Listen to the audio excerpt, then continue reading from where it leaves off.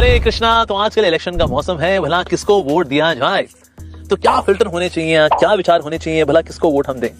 तो सबसे पहले तो हम शुरुआत करेंगे धर्म से।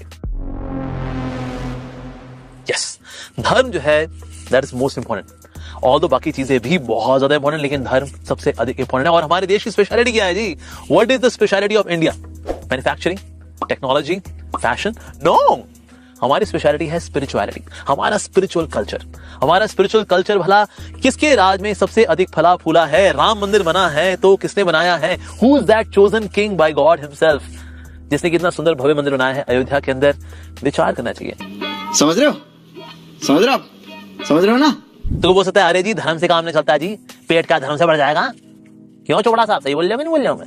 हाँ बिल्कुल सही बात है। जहां तक पैसों की बात है, अगर हम 2004 से 2014 तक की बात करें, हमारा रैंक दुनिया के अंदर in terms of economy was 11th rank. हम हिले ही नहीं वहां से, ऐसे फिक्स हो गए कि 11 क्या बढ़ ही नहीं पा रहे। लेकिन 2014 के बाद यही सरकार आई जिसने कि आज दुनिया में 5th लार्जेस्ट इकोनॉमी बना दिया है इंडिया को। And by 2029 India is going to become the 3rd largest economy in the world. तो किसने ऐसा कर दिखाया है?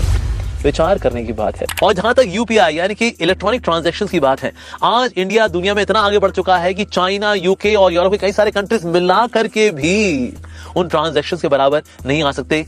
Now in India every year 92,000 million, कितना नंबर है जी? 92,000 million transactions are happening online. ये यूपीआई, इनफैक्ट जब ऋषि सुनाक आए, उन्होंने कहा ये ऐसे स्कैन किया और पेमेंट हो गई। पेमेंट हो गई, वाह क्या बात है जी। तो इतना डिजिटल इंडिया भला किसने बनाया है हमारे देश को? विचार करने की बात है। तो जब नोटबंदी हुई थी उस वक्त 500 और 1000 के नोट दे बिकेम इनवैलिड। साथ ही नकली नोट छप करके, बल्कि इतने ओरिजिनल फॉर्म में छप रहे थे ये नकली नोट कि उग्रवाद देश में फैल रहा था। वेल, कौन सी सरकार ने ऐसा कुछ किया जिसके बाद उस तरफ के फाइनेंशियल सोर्सेज डिफ्यूज हो गए? सोचने की बात है। और इसकी वजह से आज हमारे देश के अंदर उग्रवाद कितना कम हो गया है। पहले हम सुनते थे खबर, यहाँ बैग में कुछ फटा, वहां कुछ ऐसे फटा, वहां फ्रिज में कुछ निकला, यहाँ किसी बैग में कुछ निकला, लेकिन अब ऐसा सुनने को नहीं मिलता है। सोचने की बात है। कोविड के समय में अपने देश के हर एक भारतवासियों को वैक्सीन पहुंचाना, और यही नहीं, इसके अलावा इंडिया के बाहर 25 करोड़ वैक्सीन देना, बल्कि कुछ कंट्रीज में तो फ्री ऑफ कॉस्ट देना, ये किसने किया है? सोचने की बात है।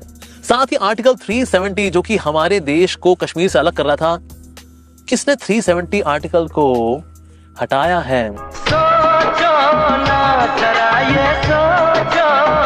कौन ऐसा लीडर है जो कि सबके साथ की बात करता है, सबके विकास की बात करता है? कौन सा ऐसा लीडर है? कौन है वो? सोचने की बात है। तो इसलिए सोचिए और विचार करिए कि आपको किसको वोट देना है। तो कोई व्यक्ति बोल सकता है जी आप तो बड़े बायस है जी, आप किसकी ओर इंडिकेट करना चाह रहे हैं, किसको वोट देने के लिए आप बोल रहे हैं? हाँ वेल, हमने जो आज आपके सामने रखा वो तथ्य है, तथ्यों पे विचार करना चाहिए। उसके बाद फिर आपको जो कीमती वोट है उसको देना चाहिए। तो इसे ये ना सोचे अरे भाई ठीक है बाकी लोग वोट दे ही रहे ना, हम नहीं भी देंगे क्या फर्क पड़ता है? नहीं, हर एक भारतवासी को जो धर्म परायण है, विकास परायण है, उसको जाना चाहिए और अपना लोटस वोट देना चाहिए एक लोटस लीडर को। समझ गया।